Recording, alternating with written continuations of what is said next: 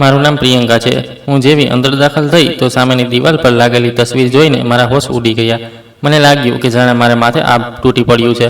મેં માલકીનને સવાલ કર્યો કે આ બધું શું છે? મારી તસવીર અહીં આ રૂમમાં શું કરી રહી છે? અને તસવીરમાં આટલી બધી છોકરીઓ કોણ છે? આ બધા સાથે શું કરવામાં આવ્યું છે? આ બધી ફોટોસ પર લાલ રંગનો ક્રોસ બનેલો હતો। એક મારી જ ફોટો હતી જે મોટા સાઇઝમાં ત્યાં લાગેલી હતી, પણ તેના પર કોઈ ક્રોસ નહોતો। કદાચ મારો જીવ હવે ખતરામાં આવવાનો હતો। મારા માલિકે જ્યારે મને આ પ્રકારના સવાલ કરતા જોઈ તો તેમણે ચીસો પાડીને કહ્યું કે ભાગી જાઓ અહીંથી, ચાલી જાઓ અહીંથી અને ફરી ક્યારેય અહીં પાછી ન આવશો। જો અહીં તે પાછા ફરીને આવવાની કોશિશ પણ કરી તો તારું પરિણામ બહુ ખરાબ થશે। હું મારા માલિકના શબ્દો સમજી નહોતી શકી। એક માણસ જેણે ક્યારેય મારી સામે નજર મેળવીને વાત પણ નહોતી કરી, આજે તે મારી સાથે ઊંચા અવાજે વાત કરી રહ્યો હતો। પોતાના માલિકનું આવું રૂપ જોઈને મારા પગ નીચેથી જમીન સરકી ગઈ હતી। હું હજી વધુ સચ્ચાઈ જાણવાની કોશિશ કરતી ત્યાં જ મારા માલિકે મને પકડીને, હું ગરીબ પરિવારમાંથી સંબંધ રાખતી હતી। હું રામપુરના જૂના મહોલ્લામાં રહેતી હતી જ્યાં આખી વસ્તી કાચી હતી। મારો પરિવાર પણ ગરીબી ભર્યું જીવન જીવી રહ્યો હતો। મારા પિતાજી બીમાર હતા અને મારાથી મોટી 2 જવાન બહેનોની જવાબદારી મારા માથે નાખી દેવામાં આવી હતી। અમારો કોઈ ભાવ નહોતો। મારી માએ મારી બંને મોટી બહેનોને ભણાવી નહોતી।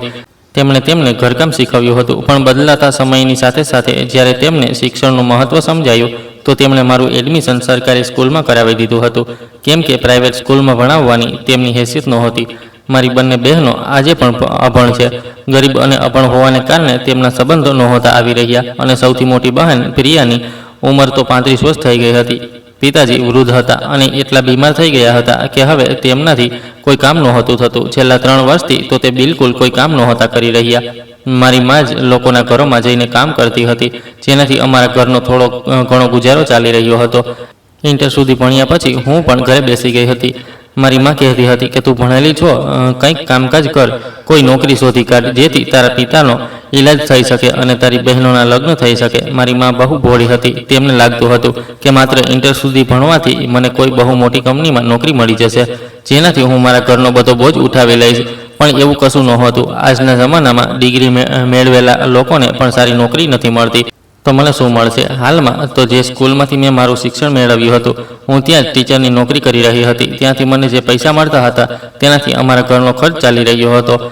મારી મોટી બંને બહેનો ઘણી મોટી ઉંમરની થઈ ગઈ હતી, જ્યારે મારી એટલી ઉંમર નહોતી। જો અમારો કોઈ ભાઈ હોત તો તે મારા પિતાનો અને અમારો સહારો બનત। હું ઈચ્છતી હતી કે મારી બંને બહેનોના લગ્ન થઈ જાય। આજના જમાનામાં લોકોને ઓછી ઉંમરની વહુ જોઈએ, સીધી વહુ જોઈએ, ઘરના બધા કામ કરવાવાળી વહુ જોઈએ અને ભણેલી વહુ જોઈએ અને પૈસાદાર પરિવારની દીકરી જોઈએ જે ખૂબ દાન દહેજ લઈને આવે। મારી બહેનોમાં આ બધામાંથી એક પણ ગુણ નહોતો, એટલે તેમના સંબંધ થવામાં બહુ સમસ્યા આવી રહી હતી। મને મારી બહેનોની માસૂમ શકલ જોઈને બહુ અફસોસ થતો હતો અને હું વિચારતી હતી કે હું મારી માની આશા પર ખરી ઉતરીશ। તેમને લાગતું હતું કે ભણેલા લોકો ઘણું બધું કરી શકે છે, એટલે જ તો તેમણે મને થોડું ઘણું શિક્ષણ અપાવ્યું હતું। અમારા ઘરના હાલત એટલા ખરાબ થઈ ગયા હતા કે શ્વાસ લેવો પણ મુશ્કેલ લાગતો હતો। હું મા અને પિતાજીને કહેતી હતી કે તમે ચિંતા ન કરો, હું કોઈને કોઈ બંદોબસ્ત કરી લઈશ। હું કોઈ સારી અને બીજી નોકરી શોધીશ જ્યાં મને વધારે પૈસા મળ્યા કરે। હું હિંમત નહીં હારું। અને મારી બંને મોટી બહેનોને પણ વિશ્વાસ અપાવતી હતી કે એક દિવસ આપણું જીવન બદલાશે, તમારા બંનેના પણ સારા ઘરમાં લગ્ન થશે। મારી સૌથી મોટી દીદી પ્રજ્ઞા કહેતી હતી કે તારી વિચારસરણી બહુ સારી છે, તું બીજાનું ભલું કરે છે, ઉપરવાળો હંમેશા તારું ભલું કરશે। મારા પિતાજીની ખાંસી પણ વધતી જતી હતી। અડધાથી વધારે પૈસા તો તેમના ઈલાજ પર ખર્ચ થઈ જતા હતા।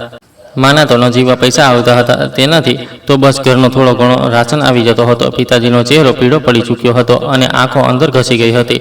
પિતાજી કહેતા હતા, બેટી તું એકલી શું કરીશ? મારી તો હવે હિંમત જ જવાબ દઈ ગઈ છે।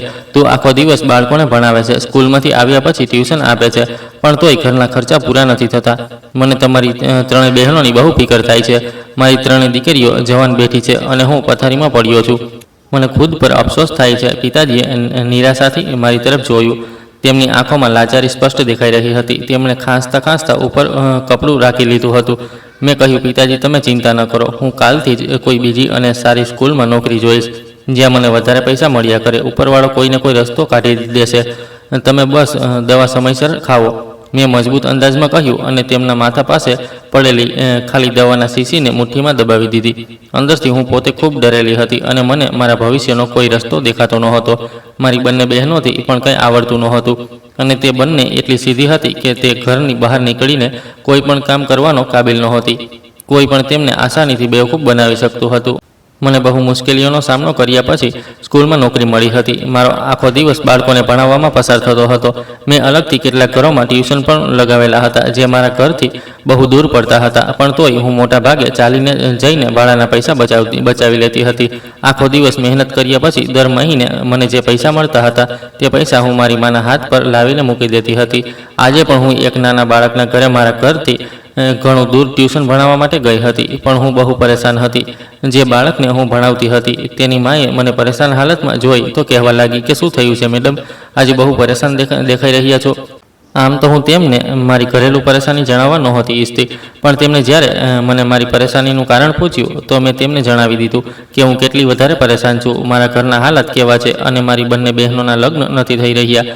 મારી મા ઈચ્છે છે કે હું કંઈક કરું જેથી મારી બંને બહેનોના લગ્ન થઈ જાય અને પછી તેના પછી મારા પણ લગ્ન થઈ જાય. મને કોઈ બીજી નોકરીની જરૂર છે, કોઈ એવી નોકરી જ્યાંથી મને વધારે પૈસા મળે. ઘરનો ખર્ચ થયા પછી થોડા પૈસા મારી બહેનના દહેજ માટે બચી જાય. તેમણે કહ્યું કે અચ્છા, તો એવી વાત છે. તેમણે મને પોતાના ભાઈ વિશે જણાવ્યું અને કહેવા લાગી કે મારો ભાઈ અત્યાર સુધીમાં ઘણા બધા લોકોને નોકરી અપાવી ચૂક્યો છે. તું ઈચ્છે તો હું તારા માટે વાત કરી શકું છું. મેં કહ્યું હું તમારી ખૂબ ખૂબ આભારી રહીશ. તમે પ્લીઝ મને તેમનો કોન્ટેક્ટ નંબર કે એડ્રેસ આપી દો, હું તેમની સાથે વાત કરી લઈશ. બીજા દિવસે હું તેમના આપેલા એડ્રેસ પર તેમના ભાઈ પાસે ચાલી ગઈ હતી. તેનું નામ રવિન્દ્ર હતું. તેમણે મને પૂછ્યું કે તું કેવી નોકરી ઈચ્છે છે. મેં કહ્યું કેવી પણ નોકરી હોય, હું ઇન્ટર સુધી ભણેલી છું.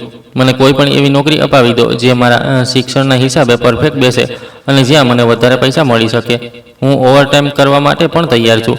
મને માત્ર વધારે પૈસાની જરૂર છે. તેમણે કહ્યું કે રામપુરમાં કે ઇન્ડિયામાં તો એવી કોઈ નોકરી નથી. હું અવારનવાર બીજા દેશોમાં પણ લોકોને નોકરી કરવા માટે મોકલી ચૂક્યો છું અને તે બધા સારા કારોબારથી પોતાનું ભવિષ્ય બનાવી ચૂક્યા છે. તું ઈચ્છે તો મારી સાથે લંડન ચાલ, હું તારો વિઝા લગાવી દઉં છું. ત્યાં જઈને તારું નસીબ બદલાઈ જશે. મેં કહ્યું પણ હું જવાન છોકરી લંડનમાં કામ કેવી રીતે કરીશ? મારા માતા પિતા મને ક્યારેય ત્યાં નહીં મોકલે.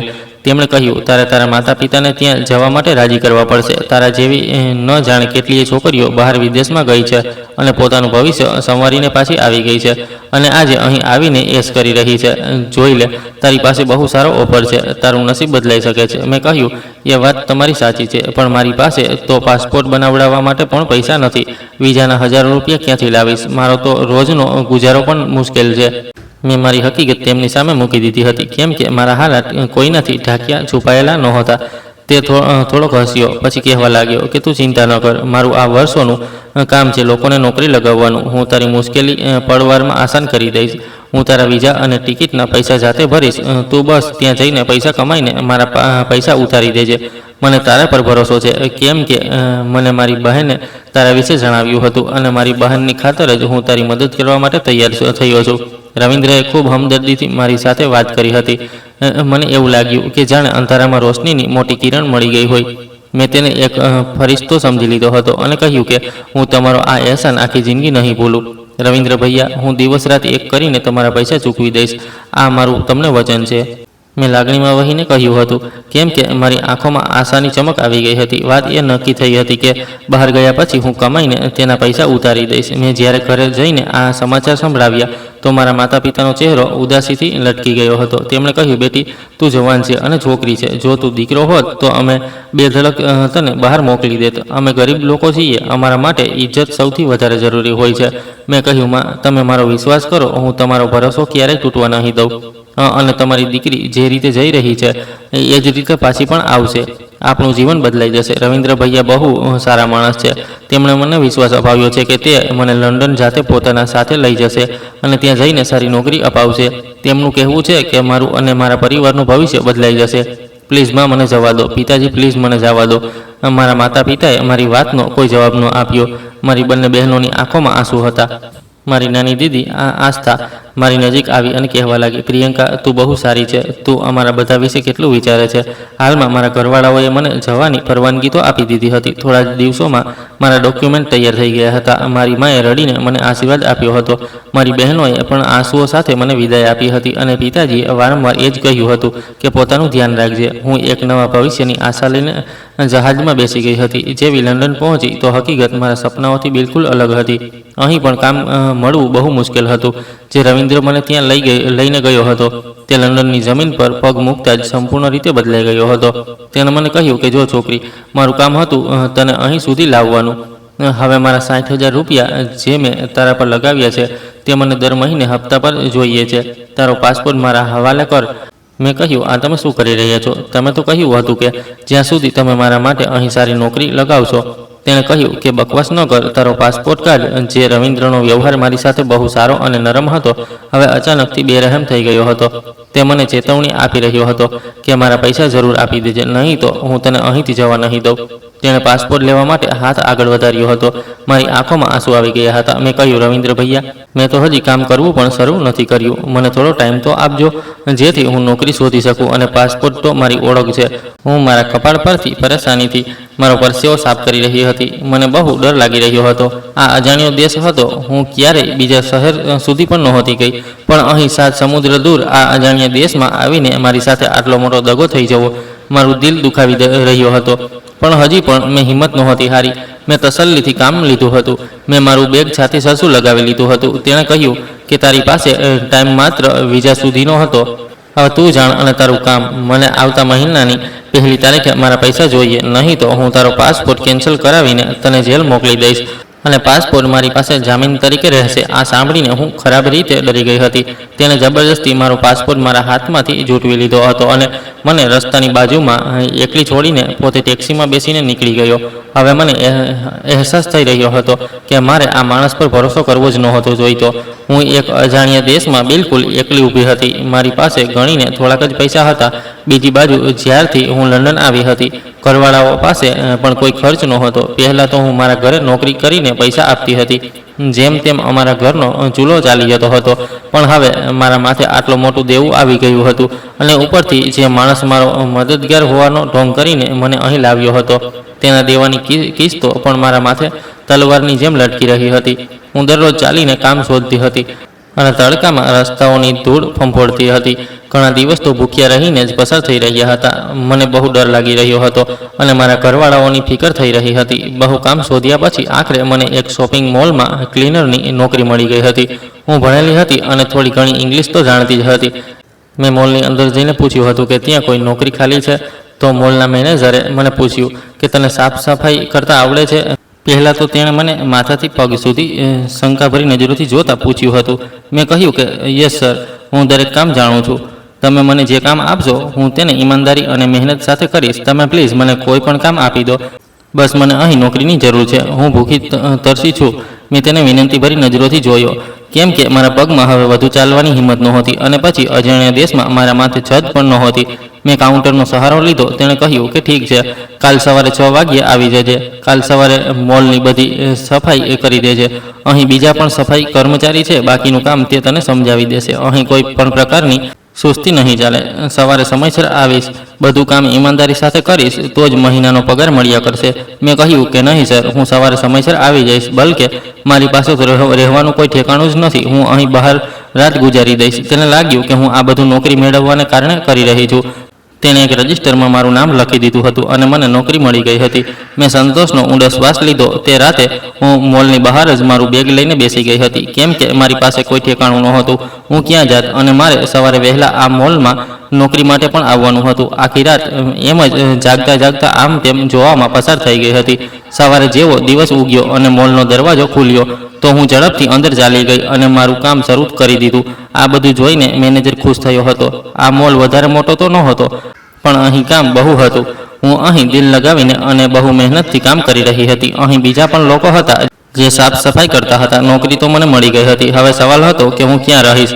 મેં હિંમત કરીને મોલના મેનેજર સાથે વાત કરી અને તેમને મારા વિશે બધું જણાવી દીધું.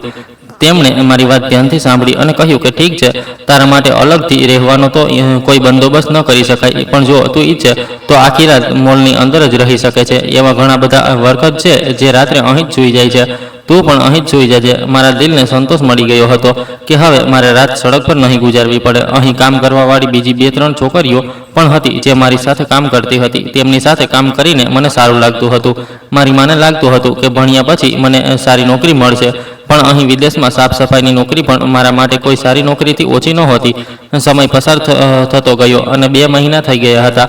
મારી મહેનતે મેનેજરનું દિલ જીતી લીધું હતું. તે મારા પર હવે ઘણો ભરોસો કરવા લાગ્યો હતો અને તેણે મને પોતાની તરફથી બંને ટાઈમનું ખાવાનું પણ આપવાનું શરૂ કરી દીધું હતું. હવે મારા રહેવાની પરેશાની પણ ખતમ થઈ ગઈ હતી અને ખાવા પીવાની પણ. બસ હવે મારે કામ કરીને મારું દેવું ઉતારવાનું હતું અને મારા ઘરે પૈસા મોકલવાના હતા. રવિન્દ્રનું દેવું પણ હું થોડું થોડું કરીને ઉતારવા લાગી હતી અને ઘર પર પણ પૈસા મોકલી રહી હતી. મારા જીવનની એક રૂટીન ચાલી નીકળી હતી. ઓછામાં ઓછું મારા ઘરનો ચૂલો તો ચાલી રહ્યો હતો. મેં મારી જરૂરિયાતોને ખતમ કરી દીધી હતી અને માત્ર પૈસા કમાવાનું મશીન બની ચૂકી હતી. એક રાતે હું થાકીને હારીને જ્યારે જમીન પર સૂવા લાગી તો માનો ફોન આવ્યો. માનો અવાજ સાંભળીને હું દર વખતે ભાવુક થઈ જતી હતી. હજી પણ મારી આંખોમાં આંસુ આવી ગયા હતા. મેં કહ્યું, માં તમે કેમ છો? માએ કહ્યું, બેટી હું ઠીક છું. તું કેવી છે? ઠીક જ હોઈશ. ત્યાં વિદેશમાં તને સારી નોકરી જે મળી ગઈ છે. માની વાત સાંભળીને મેં કંઈ ન કહ્યું. પિતાજી અને બહેનો વિશે પૂછ્યું. તેના પછી માં કહેવા લાગી કે બેટી, તને ખુશખબર સંભળાવવાની છે. તારી બંને બહેનોના સંબંધ પાકો થઈ ગયો છે અને મેં તે બંનેની સગાઈ પણ કરી દીધી છે. છોકરાવાળા બહુ સારા છે અને લગ્નની ઉતાવળ કરી રહ્યા છે. જલ્દીથી તારી બંને બહેનોના લગ્ન થઈ જાય તો હું તારા દહેજનો ઇંતજામ કરીશ. બેટી, હજી તો માત્ર સંબંધ થયો છે, લગ્નમાં હજી સમય છે. મેં છોકરાવાળાઓને કહી દીધું છે કે અમે સારું દહેજ આપીશું.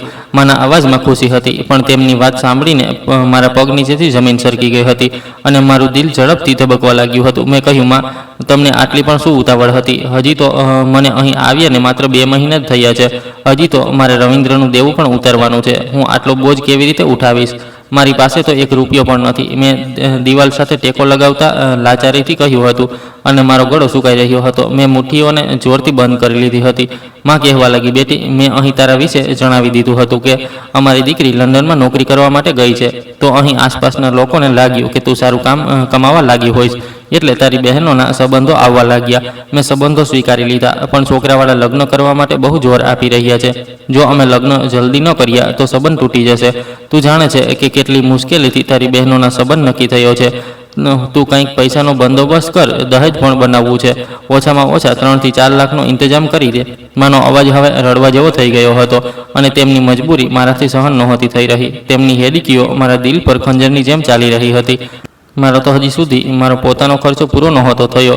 લગ્ન માટે આટલા પૈસા ક્યાંથી જમા કરતી? મારું માથું ફાટવા લાગ્યું હતું. તોય મેં માને કહી દીધું કે તમે ચિંતા ન કરો, હું પૈસાનો બંદોબસ્ત કરી લઈશ.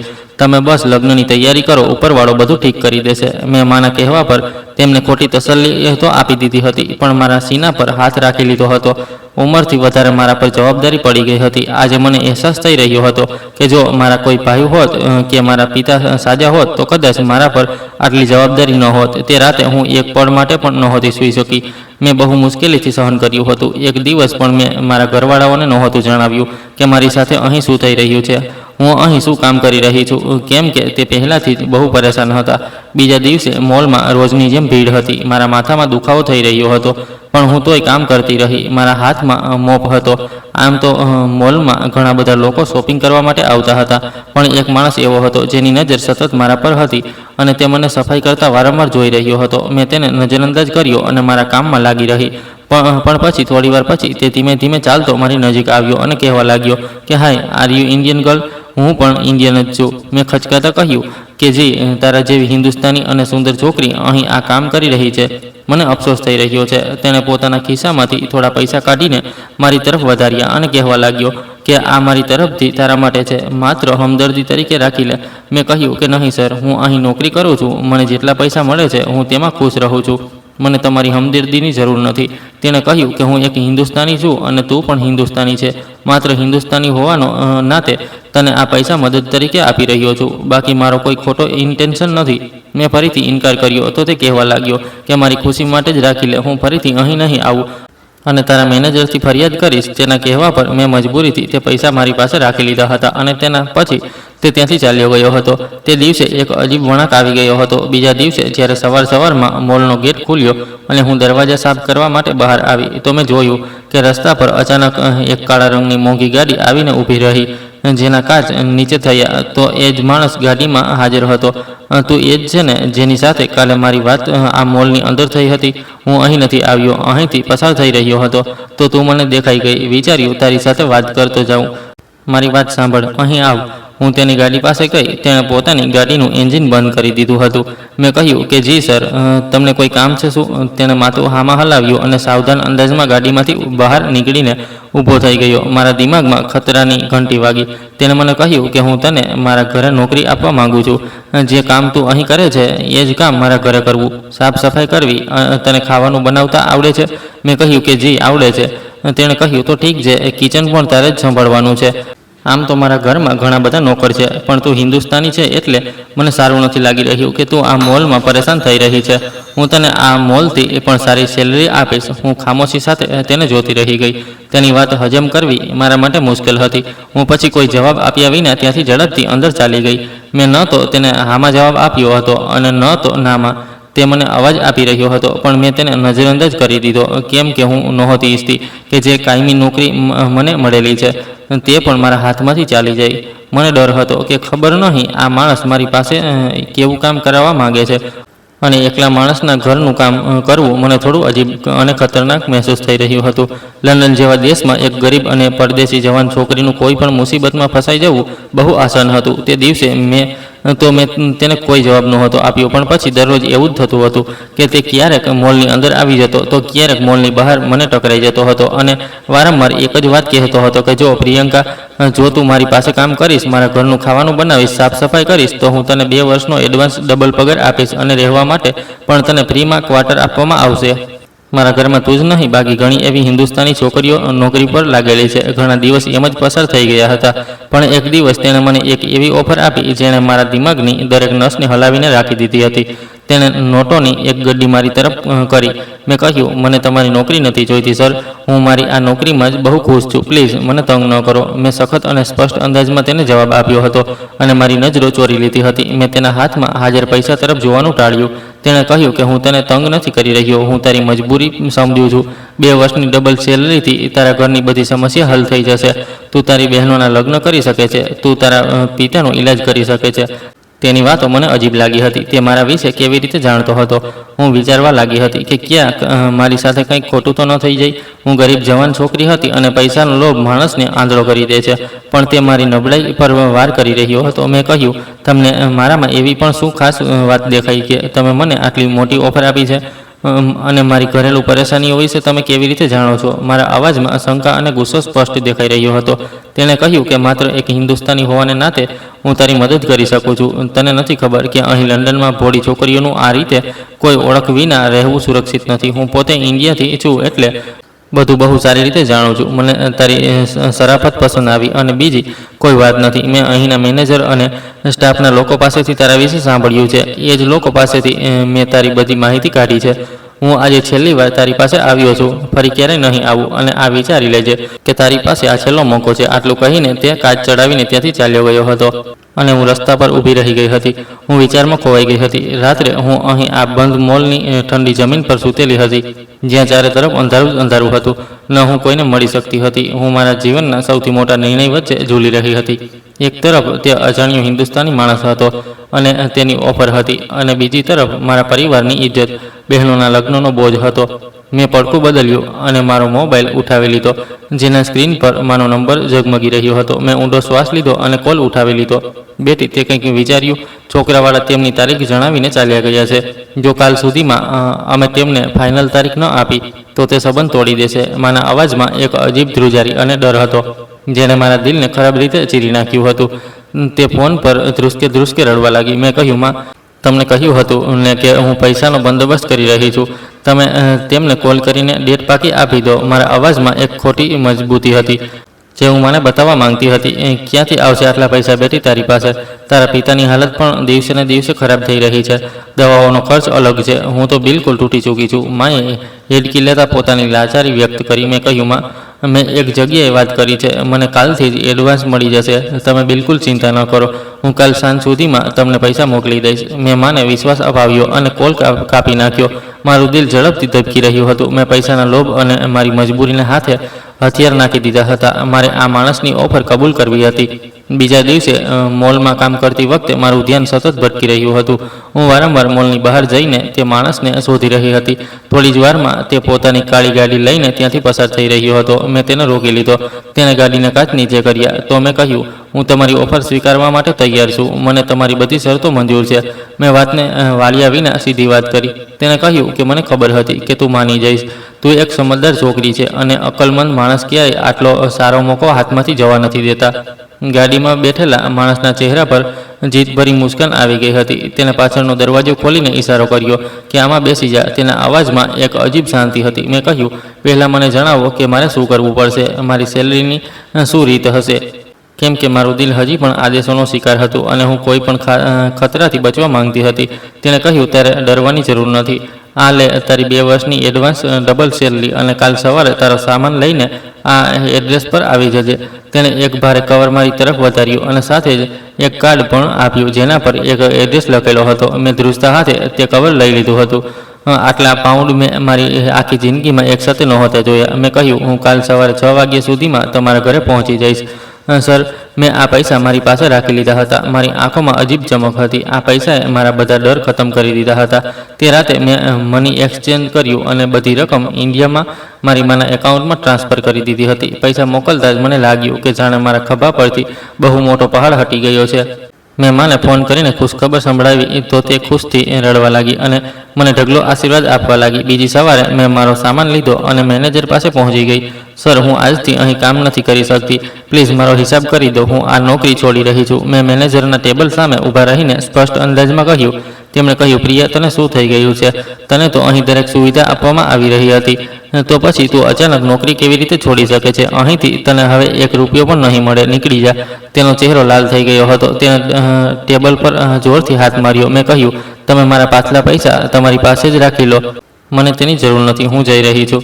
હું ત્યાંથી બહાર નીકળી આવી હતી. આજે હું કોઈની ધમકીથી ડરવાવાળી નહોતી, કેમ કે મારું ખિસ્સું ભારે હતું અને ભવિષ્ય સુરક્ષિત લાગી રહ્યું હતું. મેં ટેક્સી લીધી અને આ કાર્ડ પર લખેલા સરનામા પર પહોંચી ગઈ હતી.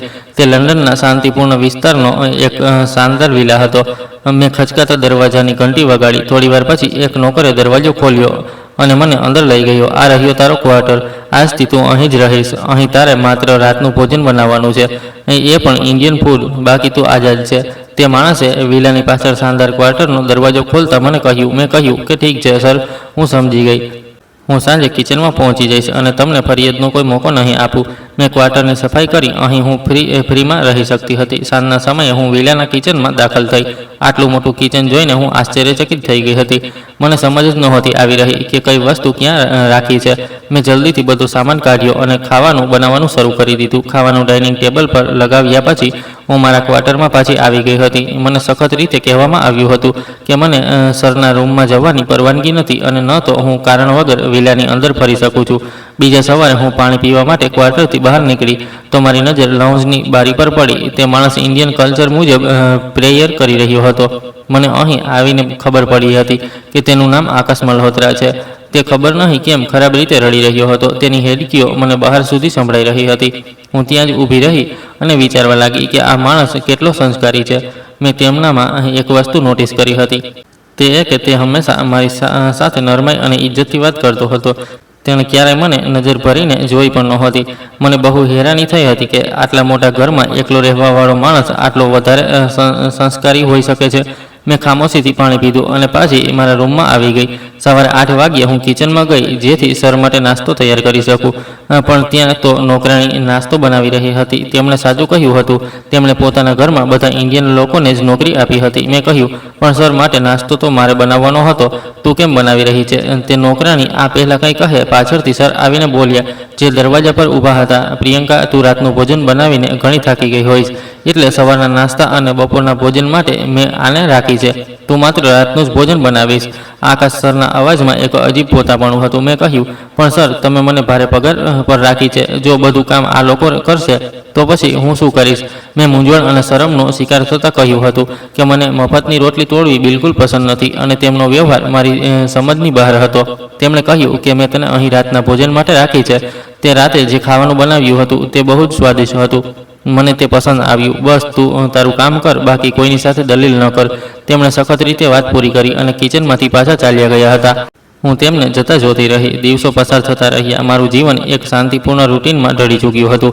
હું માત્ર રાતે રસોઈ કરતી હતી, દિવસે થોડી ઘણી ડસ્ટિંગ કરી લેતી હતી અને ખાવાનું ડાઇનિંગ ટેબલ પર લગાવી દેતી હતી. પછી પોતે મારા ક્વાર્ટરમાં ચાલી જતી હતી. એક સાંજે હું કિચનમાં શાકભાજી કાપી રહી હતી કે સર અંદર દાખલ થયા. તેમના હાથમાં શોપિંગ બેગ હતી. આ તારા માટે છે પ્રિયંકા, આને પહેરીને જોઈ લેજે. જો સાઇઝની સમસ્યા હોય તો હું બદલાવી દઈશ. તેમણે બેગ કાઉન્ટર પર મૂકી અને મારી તરફ જોતા કહ્યું. તેમની આંખોમાં એક અજીબ ઇજ્જત હતી. સર, આ શું છે? મને આ કપડાની કોઈ જરૂર નથી. મારી પાસે પહેરવા માટે ઘણું બધું છે. તમે મારા પર આટલો ખર્ચ કેમ કરી રહ્યા છો? મેં હેરાની અને ખચકાટથી આ મોંઘા બ્રાન્ડેડ કપડાં જોયા અને સ્પષ્ટ ઇનકાર કરી દીધો. મને તેની આ મહેરબાનીઓ અજીબ લાગતી હતી. તેમણે કહ્યું, તું મારા ઘરની સભ્ય છે. હું મારા ઘરના બધા લોકોનો આ જ રીતે ખ્યાલ રાખું છું. આ કપડાં તારે પહેરવા પડશે. હું કોઈ ઇનકાર નહીં સાંભળું. તેમણે હુકમ આપ્યો અને ત્યાંથી ચાલ્યા ગયા. હું બેગ્સ ખોલીને આ કિંમતી કપડાં જોતી રહી ગઈ. હવે તો દિવસે ને દિવસે તેમની મહેરબાનીઓ વધતી જતી હતી. તે જ્યારે ક્યારેક બજાર જતા મારા માટે ઢગલો કપડાં અને વાપરવાની વસ્તુઓ લઈને આવતા હતા.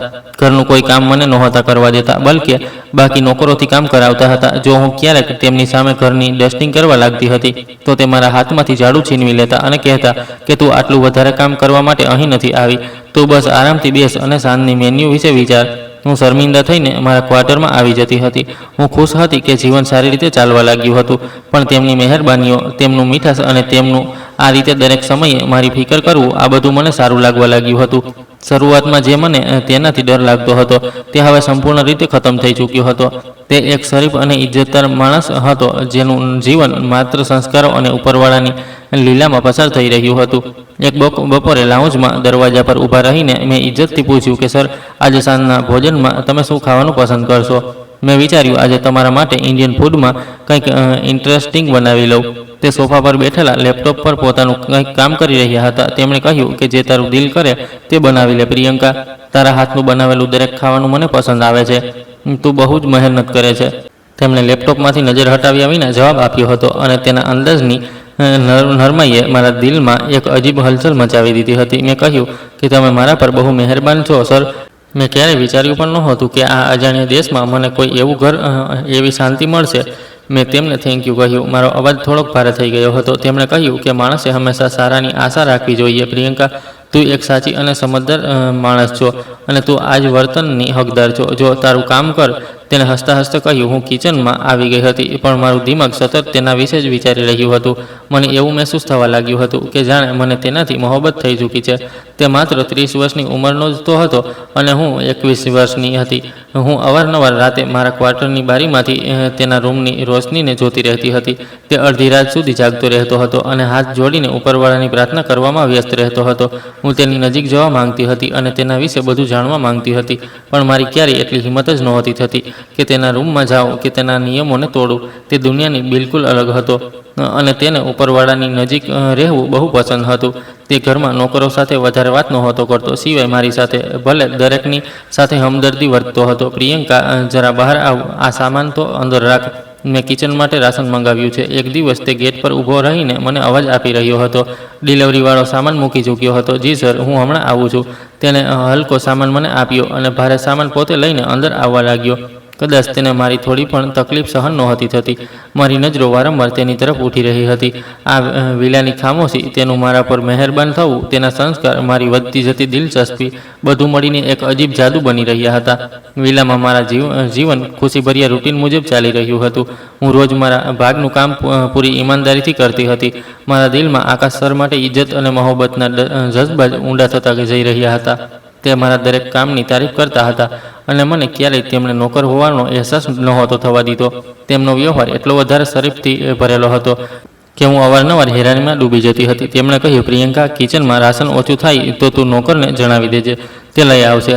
અને થોડા પૈસા મારી તરફ વધારીને કહેવા લાગ્યા, આ પૈસા રાખી લે, મારા પછી તને જે વસ્તુની પણ જરૂર હોય તે પણ મંગાવી લેજે. તેમના અવાજમાં હંમેશાની જેમ એક ઠહેરાવ હતો. મેં કહ્યું કે સર, મારી પાસે પૈસા છે, તમે મને પહેલાં જ ઘણી સેલરી આપી છે, હું એમ જ લઈ આવીશ, તમે તકલીફ ન કરો. મેં પૈસા લેવાનો સ્પષ્ટ ઇનકાર કરી દીધો હતો અને ઇજ્જતથી હાથ પાછળ કરી લીધા હતા.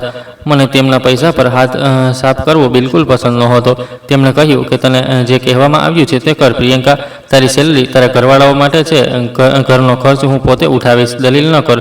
તેમણે જબરદસ્તી પૈસા મારા હાથમાં પકડાવી દીધા હતા અને સખત રીતે મને બજાર જવાનો હુકમ આપ્યો.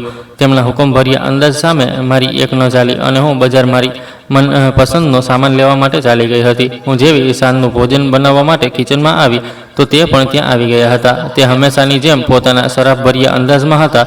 તેમની નજરો ઝૂકેલી રહેતી હતી. મેં પણ જલ્દીથી નજર ઝુકાવી લીધી હતી. તે કહેવા લાગ્યા કે મેં તને કેટલી વાર ના પાડી છે કે તું ડસ્ટિંગ ન કર અને સામાન સમેટવો તારું કામ નથી, તું કેમ નથી માનતી? તેમણે એટલા વધારે ગુસ્સાથી મને સવાલ કર્યો કે મારા હાથ ધ્રુજવા લાગ્યા. મેં કહ્યું કે સર, આખો દિવસ કંઈ પણ કરવા માટે નથી હોતું, હું ફ્રી બેસીને થાકી જાઉં છું, મને કંઈક તો કરવા દો, આ મારો ફરજ છે. તેમણે કહ્યું કે તારું કામ માત્ર રાતનું ભોજન બનાવવાનું છે, ઘરમાં બાકી જે નોકરો છે તે કરશે. જે તારું કામ છે તે તને આપવામાં આવ્યું છે અને જે તેમનું કામ છે તે લોકો તે કરે છે. હું લાચારીથી તેમને જોતી રહી ગઈ. સાંજે મેં મારા ક્વાર્ટરમાં બેસીને માને ફોન લગાવ્યો. મારી બહેનોના લગ્ન નજીક આવી ગયા હતા અને હું જાણવા માંગતી હતી કે બધી તૈયારીઓ કેવી ચાલી રહી છે. માં કહેવા લાગી કે બેટી, તે તો અમારું જીવન જ બદલી નાખ્યું છે. જોયું શિક્ષણ કેટલી તાકાતવર હોય છે. તારી બહેનોના લગ્ન ધૂમધામથી ચાલી રહ્યા છે, બધો સામાન આવી ગયો છે. બસ આ બંનેના લગ્ન થઈ જાય પછી હું તારા માટે દહેજ ભેગું કરીશ અને તારા માટે પણ સારો સંબંધ નક્કી કરીને તને અહીં બોલાવી લઈશ, પછી તારા લગ્ન કરી દઈશ તો મને અને તારા પિતાને શાંતિ મળી જશે. માના અવાજમાં એટલી ખુશી હતી કે મારું દિલ શાંતિથી ભરાઈ ગયું હતું. મેં હસતા હસતા કહ્યું કે માં, તમે ચિંતા ન કરો, તમને પૈસાની જરૂર હોય તો મને જણાવી દેજો, મારા માલિક બહુ સારા છે, તમે બસ મારી બંને દીદીના લગ્ન ધૂમધામથી કરો. હું વાત કરતાં કરતાં ક્વાર્ટરની બારીમાંથી લોનમાં ડોક્યું કરવા લાગી. મારું દિલ ખુશીથી ભરાઈ ગયું હતું. માં કહેવા લાગી કે તારો માલિક કેવો છે બેટી? શું તે તને તંગ તો નથી કરતો? મને તારી બહુ ફિકર રહે છે, તું ત્યાં એકલી છે, તે અમારા માટે શું નથી કર્યું? માએ પોતાની પરેશાની વ્યક્ત કરી. મેં હસીને કહ્યું કે માં, તમારો ડર બિલકુલ ઠીક છે, મારા માલિક બહુ સારા છે, બહુ શરીફ છે, હું અહીં બહુ શાંતિથી છું. મેં તમને તસલ્લી આપી અને ફોન બંધ કરી દીધો. મારું દિમાગ જલ્દીથી આકાશ તરફ પલટી ગયું હતું. મારી મોહબ્બત તેમના માટે એક જુનૂનનું રૂપ લઈ રહી હતી. તેમની મહેરબાનીઓ અને તેમની શરાફત મને તેમની દીવાની કરી ચૂકી હતી. તે તો હંમેશા પ્રાર્થનાઓમાં મગ્ન રહેતા હતા. હું મૂંઝવણનો શિકાર રહેતી હતી કે આટલા અમીર અને શરીફ માણસને આખરે કઈ વાતનું દુઃખ છે. રાતનું ભોજન ટેબલ પર લગાવતા મેં મહેસૂસ કર્યું હતું તે કંઈક ખામોશ હતા. તેમણે ખાવા તરફ જોયું પણ નહીં. મેં કહ્યું, સર, તમારી તબિયત ઠીક છે? આજે તમે બપોરે પણ કંઈ ન ખાધું અને હજી પણ ખામોશ બેઠા છો. મેં પાણીનો જગ તેમની નજીક રાખ્યો. તેમની ખામોશી મને અંદરથી પરેશાન કરી રહી હતી. તેમણે ઊંડો શ્વાસ લીધો અને કહ્યું કે માણસની તબિયતથી વધારે તેનું દિલ ખરાબ હોય છે. પ્રિયંકા, દુનિયામાં દગા બહુ મામૂલી થઈ ગયા છે. દરેક માણસ પોતાનો ફાયદો જુએ છે. તેમના અવાજમાં એક અજીબ દુઃખ છુપાયેલું હતું. મેં પ્લેટમાં ચમચી બાજુ પર રાખી દીધી અને કહ્યું, તમારા જેવા શરીફ માણસને કોણે દગો આપ્યો છે? સર, તમે તો બધાનું ભલું વિચારો છો, તમારે તો હંમેશા ખુશ રહેવું જોઈએ. મેં હમદર્દીથી તેમની તરફ જોયું અને મારું દિલ તેમની ઉદાસી પર કપાઈને રહી ગયું હતું.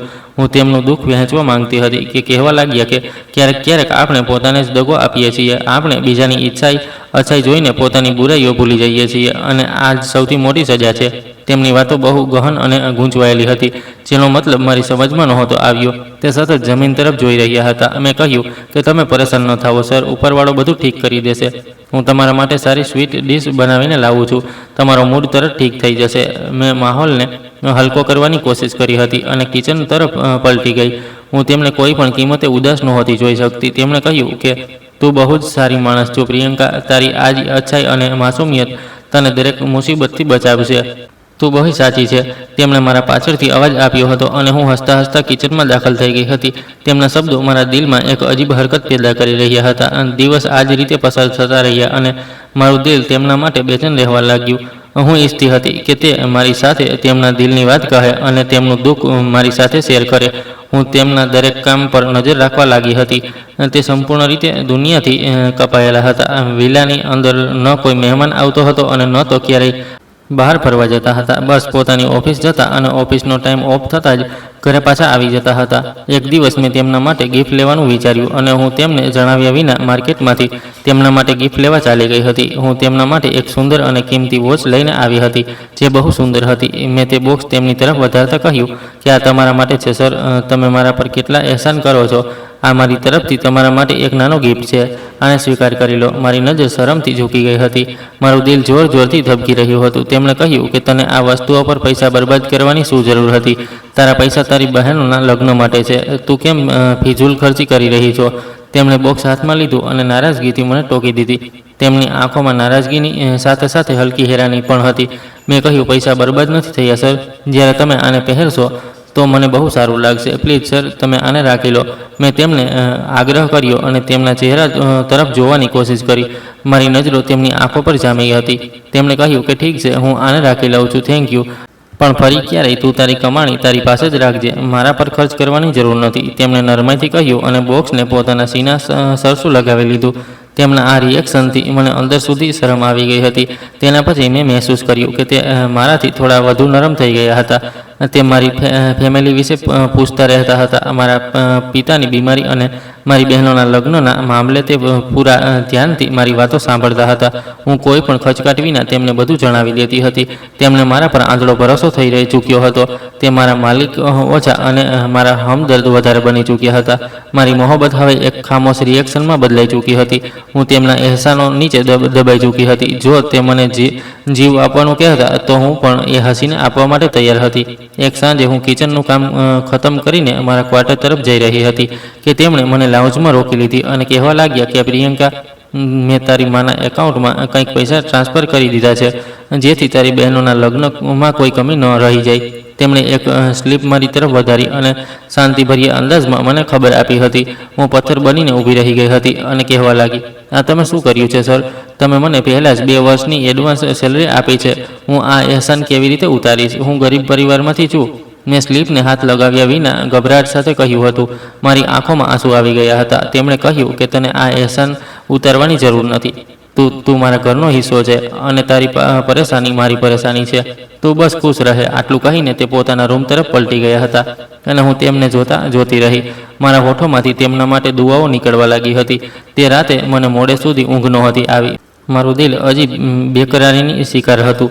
હું તે માણસની મોહબ્બતમાં સંપૂર્ણ રીતે જકડાઈ ચૂકી હતી. મેં ફેસલો કરી લીધો હતો કે હું તેમની વધુ સેવા કરીશ અને ક્યારેય તેમને ફરિયાદનો મોકો નહીં આપું. તે થોડા દિવસોથી મને કંઈક બીમાર અને નબળા લાગી રહ્યા હતા. તેમનો અવાજ પણ થાકેલો હતો અને તે હવે પોતાના ઓફિસના કામ માટે પણ ઘરેથી બહાર ઓછા જતા હતા. મોટા ભાગે પોતાના રૂમમાં જ રહેતા હતા. રાતે મને તેમના રૂમમાંથી રડવાનો દર્દનાક અવાજ આવતો હતો. મેં વિચાર્યું કે હવે મારે તેમનું ખ્યાલ રાખવું જોઈએ. કાલ સવારે હું જાતે ઉઠીને તેમના માટે ચા નાસ્તો તૈયાર કરીશ અને તેમના બધા કામ પોતે જ કરીશ. મારું દિલ એક અજીબ જજ્બા માટે ધબકી રહ્યું હતું અને હું સવાર થવાની આતુરતાથી રાહ જોવા લાગી, જેથી તેમની સેવા કરી શકું. સૂરજની કિરણો મારા ક્વાર્ટરની બારીની અંદર આવી રહી હતી. જ્યારે મારી આંખ ખુલી તો મેં બારી તરફ જોયું તો ઘણા સમય થઈ ચૂક્યો હતો.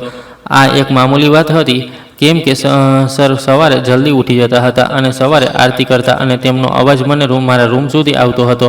મને એવું લાગી રહ્યું હતું કે જાણે આજે તેમની તબિયત ઠીક નથી કે તેમના માથામાં બહુ તેજ દુખાવો થઈ રહ્યો છે. આકાશ સર જે દરેક સમયે મારો આટલો ખ્યાલ રાખતા હતા અને મને ક્યારેય કોઈ તકલીફ પણ નહોતા થવા દેતા. મેં વિચાર્યું, જો તે ઠીક નથી તો આજે મારે પણ તેમનો ખ્યાલ રાખવો જોઈએ. આ જ વિચારતા મેં કિચન તરફ રૂખ કર્યું હતું અને તેમના માટે સારી ચા બનાવી હતી. હું ચાનો કપ એક ટ્રેમાં રાખીને તેમના રૂમ તરફ ચાલી નીકળી હતી. જેવી મેં અંદર પગ મૂક્યો તો મારા હોશ જ ઉડી ગયા હતા, કેમ કે તેમના રૂમની સામેની દિવાલ પર મારી એક મોટી ફોટો લાગેલી હતી. અહીં બીજા પણ છોકરીઓની ફોટો હતી, પણ ત્યાં મારી ફોટોને એક આ હોલના દાયરામાં હાઇલાઇટ કરવામાં આવી હતી. ક્યાં સુધીની ભયાનક સાજિશ હતી મને કંઈ સમજ નહોતું આવ્યું. હું દરવાજા તરફ પલટી, પણ તે મને રસ્તામાં જ મળી ગયા હતા અને કહેવા લાગ્યા કે ક્યાં ભાગી રહી છો પ્રિયંકા? તું અહીંથી ભાગી તો નહીં શકે. આ વિલાથી બહાર નીકળવું અશક્ય છે. તેમના અવાજમાં એક અજીબ શક્તિ અને હુકમ હતો, જેને મારા પગ જમીનમાં ખોડી દીધા હતા. મેં કહ્યું, મારી ફોટો તમારા રૂમમાં કેવી રીતે આવી અને તેને હાઇલાઇટ કેમ કરવામાં આવી હતી? મને જવાબ આપો. હું બહુ પરેશાન થઈ ગઈ અને ડરથી મારા હાથ ધ્રુજવા લાગ્યા. બસ આ જ બધું જોઈને મને ડર લાગી રહ્યો હતો કે ક્યાંક મારી સાથે કંઈક ખોટું ન થઈ જાય, કેમ કે વિદેશી લોકોની અવારનવાર ડરામણી કહાનીઓ મેં સાંભળી રાખી હતી. તેમણે કહ્યું, અહીંથી નીકળી જા પ્રિયંકા, નહીં તો તું જીવતી નહીં બચે. તેણે અચાનક પોતાનો અંદાજ બદલી લીધો અને તેમની આંખોમાં એક ડર પેદા થઈ ગયો, જાણે તે કોઈ બીજાથી ડરી રહ્યા હોય. મેં કહ્યું, પણ મારી ફોટો અહીં આ રૂમમાં શું કરી રહી છે? અને આ બાકી છોકરીઓનું શું પરિણામ આવ્યું છે જેમની ફોટો દિવાલ પર છે? મેં દિવાલ પર લાગેલી મારી ફોટોને જોતાં પૂછ્યું, જેના પર લાલ રંગનું નિશાન લાગેલું હતું, અને મારું દિલ છાતીમાંથી બહાર આવવા માટે આતુર હતું. તેમણે કહ્યું કે બહુ ફોટો છે, બહુ લોકો સાથે મેં ખોટું કર્યું છે, અને હવે તારો વારો હતો. આકાશ સર મારી સાથે આ જ રૂમમાં આવી ગયા અને તેમણે દરવાજો બંધ કરીને એક બહુ ભયાનક હકીકત પરથી પડદો ઉઠાવ્યો. મેં કહ્યું, તમારો મતલબ શું છે? હું તો તમને એક શરીફ અને સંસ્કારી માણસ સમજતી હતી, પણ તમે મારી સાથે શું કરવાના હતા? હું હેબતાઈ ગઈ હતી અને મારું દિમાગ શૂન્ય થવા લાગ્યું હતું. મને મારા કાનો પર વિશ્વાસ જ નહોતો આવી રહ્યો. તેમણે કહ્યું, તું છેલ્લા કેટલાક અઠવાડિયાથી મારો ટાર્ગેટ હતી. તું અહીં ઇત્તેફાકથી નથી આવી, તને પૂરા પ્લાનિંગ સાથે અહીં બોલાવવામાં આવી છે. તે બધું મને સાચું જણાવી રહ્યા હતા અને તેમની આંખોમાં શરમના આંસુ તરવા લાગ્યા હતા. મેં કહ્યું કે તમે મને કઈ ઝાડમાં ફસાવવા માંગતા હતા? તમારો શું હેતુ હતો? અને આ કેવી ગેંગ છે? મેં દિવાલ સાથે ટેકો લગાવતા પૂછ્યું, કેમ કે મારા પગમાં ઊભા રહેવાની હિંમત નહોતી. તેમણે કહ્યું, હું છોકરીઓને સપ્લાય કરનારી ગેંગનો એક ભાગ છું, જે બીજા દેશોની માસૂમ છોકરીઓને નોકરીનું લાલચ આપે છે. તેમણે રડતા પોતાની સચ્ચાઈ જણાવી હતી અને જમીન તરફ જોવા લાગ્યા. તેમના ખભા ઝૂકી ચૂક્યા હતા. મેં કહ્યું, તમે આટલા બેરહેમ કેવી રીતે હોઈ શકો છો? મેં તમારા પર બહુ વધારે ભરોસો કર્યો હતો. તમે મારા જજ્બાતોથી રમ્યા છો. મારી આંખોમાંથી આંસુ નીકળવા લાગ્યા અને મારું દિલ ખરાબ રીતે તૂટી ગયું. મને મારી બહેનનો અને બીમાર પિતાનો ખ્યાલ સતાવવા લાગ્યો. તેમણે કહ્યું કે હું માનું છું કે હું બહુ ખરાબ માણસ છું પ્રિયંકા. મેં પૈસા માટે ઘણી બધી છોકરીઓનો સોદો કર્યો છે. તેમણે પોતાનો ચહેરો હાથોમાં છુપાવી લીધો હતો અને તેમની હેડકીઓ બંધાઈ ગઈ હતી. મેં કહ્યું, તમને મારો ખ્યાલ ન આવ્યો કે મારા પાછળ મારી બીમાર માતા, પિતા અને બહેનો છે. મારો આખો પરિવાર મારી રાહ જુએ છે. મેં ગુસ્સા અને દુઃખથી ભરેલા અવાજમાં તેમને સવાલ કર્યો હતો. તેમણે કહ્યું કે તું ઠીક કહી રહી છો. તારી સારી આદત અને તારી નરમાઈ જોઈને મને મહેસૂસ થયું કે મેં પહેલાં ઘણી છોકરીઓને દગો આપી ચૂક્યો છું. તેમણે પોતાના આંસુ સાફ કર્યા અને મને એક શરમભરી નજરથી જોયું. મેં કહ્યું, તો પછી તમે હવે મારી સાથે શું કરવાના છો?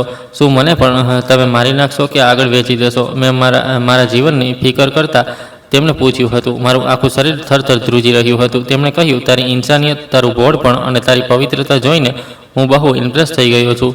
મારું મન મને આગળ બીજું કંઈક પણ કરવાની પરવાનગી નથી આપતું. તેમણે ઊંડો શ્વાસ લીધો અને તેમના ચહેરા પર એક અજીબ શાંતિ છવાઈ ગઈ હતી.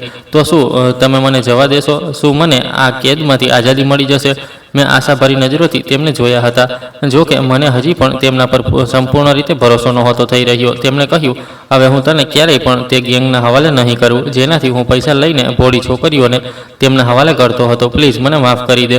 તેમણે મારી સામે હાથ જોડી દીધા હતા. તેમના અવાજમાં સાચી તડપ અને પસ્તાવો હતો. તેમણે મારી સાથે વાયદો કર્યો હતો કે તે મને નહીં વેચે અને સાચે જ તેમણે મને પોતાની ગેંગના હવાલે નહોતી કરી. તેમણે મને કંઈક પૈસા આપ્યા અને કહેવા લાગ્યા કે આ પૈસા પકડ અને અહીંથી ફ્લાઇટ બુક કરાવ અને તારા દેશ પાછી ચાલી જા. તેમણે મને ખામોશી સાથે ત્યાંથી ભગાડી દીધી હતી અને એક ભારે બેગ મારા હાથમાં પકડાવી દીધું હતું, જેમાં બહુ પૈસા હતા. મેં કહ્યું, હું આ પૈસા કેમ લઉં? આ પૈસા બીજી છોકરીઓને બરબાદ કરીને કમાવવામાં આવ્યા છે. હું માત્ર મારો જીવ બચાવવા માંગુ છું. મેં તેમની પાસેથી બેગ લેવાનો ઇનકાર કરી દીધો હતો અને પાછી હટી ગઈ હતી, કેમ કે મને આ પૈસાથી નફરત મહેસૂસ થઈ રહી હતી. તેમણે કહ્યું કે આ પૈસા મારા પર્સનલ બિઝનેસના છે, ગેંગના નથી. હું ઈચ્છું છું કે તું ઇન્ડિયા જઈને તારો કોઈ બિઝનેસ શરૂ કર અને તારા પગ પર ઊભી થઈ જાય. પ્લીઝ આને રાખી લે. તેમણે જબરજસ્તી બેગ મારા ખભા પર લટકાવી દીધું હતું અને મને પાછળના દરવાજા તરફ ધકેલી દીધી હતી. મેં કહ્યું, પણ હવે તમારું શું થશે? ગેંગના લોકો તમને જીવતા નહીં છોડે. ખબર પડશે કે તમે મને ભગાડી દીધી. મેં ચાલતા રોકાઈને પરેશાનીથી તેમને પૂછ્યું હતું, કેમ કે મને હજી પણ તેમના જીવની ફિકર સતાવી રહી હતી. તેમણે કહ્યું કે તું મારી ચિંતા ન કર, બસ તું ખામોશીથી સાથે અહીંથી ભાગી જા. હું મારું પરિણામ પોતે ભોગવી લઈશ. તેમણે મને દરવાજાથી બહાર કાઢી અને મારી આંખોમાં જોઈને છેલ્લી વાર એક દુઃખભરી મુસ્કાન સાથે મને અલવિદા કહ્યું. હું ત્યાંથી નીકળી અને સીધી એરપોર્ટ પહોંચીને પહેલી ફ્લાઇટથી ઇન્ડિયા આવી ગઈ. મેં તે પૈસા મારા પરિવાર પર લગાવ્યા અને એક નાનું રેસ્ટોરન્ટ ખોલી લીધું હતું. મારી બહેનોના લગ્ન પણ સારી રીતે થઈ ગયા હતા અને મારા પિતાનો ઈલાજ પણ શરૂ થઈ ગયો હતો. પણ મને દિવસ રાત આકાશ સરની બહુ ફિકર સતાવતી હતી. મને તેમની યાદ આવતી હતી અને તેમનો અહેસાસ મને સૂવા નહોતો દેતો. એક દિવસ મેં હિંમત કરીને લંડનના એ જ નંબર પર તેમને ફોન કર્યો. હેલો, કોણ વાત કરી રહ્યું છે? મારે આકાશ સર સાથે જરૂરી વાત કરવી છે. તે કેમ છે? મેં બેચેનીથી પૂછ્યું. જ્યારે ફોનની ઘંટડી વાગ્યા પછી કોઈકે કોલ ઉઠાવ્યો હતો. સામેથી અવાજ આવ્યો, પોલીસ સ્ટેશન છે અને જે માણસનો આ નંબર છે તે આ સમયે અમારી કસ્ટડીમાં છે. આ સાંભળીને તો મારા પગ નીચેથી જમીન સરકી ગઈ અને મારા શ્વાસ અટકી ગયા. મેં કહ્યું કે સર, પોલીસની કસ્ટડીમાં કેમ છે? તેમણે તો કંઈ પણ નથી કર્યું. તે કેમ છે? મને સાચું સાચું જણાવો. મેં ગભરાઈને ઘણા સવાલ કરી દીધા હતા. મારું દિલ ખરાબ રીતે ધબકવા લાગ્યું હતું. પોલીસવાળાએ મને જણાવ્યું કે તેમણે એક ઇન્ડિયામાં રહેનારી છોકરીને ભાગવામાં મદદ કરી છે અને પોતાની ખતરનાક ગેંગ સાથે બેઈમાની કરી છે. તેના ગેંગવાળા તેને મારવા માંગતા હતા. પોલીસવાળાએ મને ડિટેલથી જવાબ આપ્યો અને મારા દિલમાં આકાશ સર માટે ઇજ્જત વધુ વધી ગઈ હતી. મેં કહ્યું, તો શું તેમણે પોતાને પોલીસના હવાલે કરી દીધો? પોલીસે કહ્યું કે હા, તેમણે પોતાનું સરેન્ડર કરી દીધું છે. તેમના ગેંગના લોકો તેમને મારી દેશે. આ બધું સાંભળીને મારી આંખોમાંથી આંસુ વહેવા લાગ્યા હતા. પોલીસે જણાવ્યું કે આકાશે આ સાબિત કરી દીધું કે સારું ચરિત્ર કોઈ ખરાબ માણસને પણ બદલી શકે છે. પોલીસવાળાની વાત સાંભળીને મને તીવ્રતાથી મહેસૂસ થયું હતું કે તેમણે પણ મારા ચારિત્ર અને મારી સચ્ચાઈએ બદલ્યા હતા. મેં કહ્યું, શું હું તેમની સાથે ફોન પર વાત કરી શકું છું? હું તેમને છોડાવવા માંગુ છું. મારી પાસે પૈસા છે.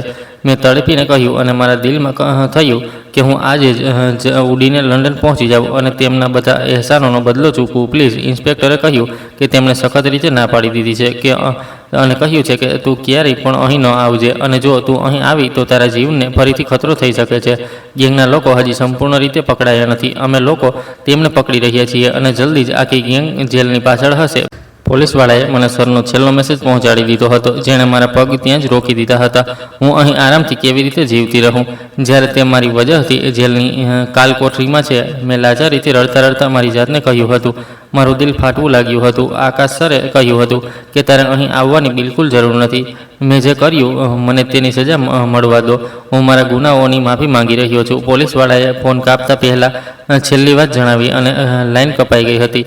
મને પછી ન્યૂઝથી ખબર પડી હતી કે તે આખી ગેંગ પકડાઈ ગઈ હતી અને જે માસૂમ છોકરીઓએ દગો આપીને પોતાની જાળમાં લઈ લેતા હતા અને તેમને વેચતા હતા. કેટલીક છોકરીઓને નોકરીનું લાલચ આપવામાં આવતું હતું. કેટલીક છોકરીઓને કિડનેપ કરવામાં આવતી હતી તો કેટલાક ઘટિયા લોકો પોતાના ઘરની બહેન દીકરીઓને પૈસાની ખાતર તેમના હવાલે કરી દેતા હતા. ક્યારેક માણસનો લોભ તેને બહુ મોટા ખતરામાં નાખી શકે છે. તે સમય પસાર થઈ ગયો. હું આજે જ પણ તે સમયને યાદ કરું છું તો મારી આત્મા ધ્રુજી ઉઠે છે. હવે મારા લગ્ન એક સારા માણસ સાથે થઈ ગયા છે જે મારો બહુ ખ્યાલ રાખે છે અને જે અમીર છે અને હું મારા પતિ સાથે મારા નાના રેસ્ટોરન્ટને એક મોટા હોટલનું રૂપ આપી ચૂકી છું. આ કહાની એ લોકો માટે એક બોધપાઠ છે જેમણે દેશની બહાર જઈને મજૂરી કરવાને એક સુંદર સપનું સમજી રાખ્યું છે. પણ આ કડવી હકીકત છે. હું આજે પણ આકાશ સરને યાદ કરું છું અને તેમના માટે પ્રાર્થના કરું છું જેમણે પોતાનો જીવ ખતરામાં નાખીને મારી ઇજ્જત અને મારું ભવિષ્ય બચાવી લીધું. મારો મેસેજ ખાસ કરીને છોકરીઓ માટે છે જે બીજા પર આંધળો ભરોસો ન કરે, સાવધાની સાથે અને તસલ્લી સાથે પોતાના ઘરની પરેશાનીઓને હેન્ડલ કરે. એકલા કોઈ પણ કામ ન કરે, એકલા કોઈ પણ દેશમાં ન જાય, કેમ કે એકલી છોકરીઓને ટાર્ગેટ કરવી આવી ગેંગના લોકો માટે બહુ આસાન હોય છે. એટલે પોતાનું ખ્યાલ રાખો અને બની શકે તો પોતાના દેશમાં રહીને પોતાની પરેશાનીઓનો હલ કાઢો. દોસ્તો, ઉમ્મીદ કરું છું તમને અમારી કહાની પસંદ આવી હશે. કહાની પસંદ આવી છે તો વિડીયોને લાઇક કરો, ચેનલ પર નવા છો તો ચેનલને સબસ્ક્રાઈબ કરો અને હા, નોટિફિકેશન બેલને જરૂર દબાવો જેથી આગલી અપડેટ સૌથી પહેલાં તમને મળે. ધન્યવાદ.